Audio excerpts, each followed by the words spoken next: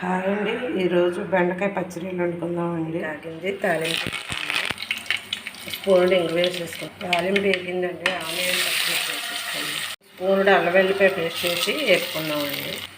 Onion వేగిపోయిందండి, అల్లం వెల్లిపాయ paste కూడా ఇప్పుడు పచ్చడి వేసేసుకుందాం. టమాటాలు అండి చక్కగా చెట్టు తీసి పోసుకున్నాం, అవి కూడా వేసుకుందాం. వేసినాయండి, ఉప్పు పసుపు వేసేసుకుందాం. మగ్గుతున్నాయండి, టమాటా కూడా వేసేసుకుందాం. ఒకసారి కలుపుకుందామండి, మూత పెట్టుకుందాం. బెండకాయలు కూడా మగ్గినాయండి, ఇప్పుడు కారం వేసేసుకుందాం.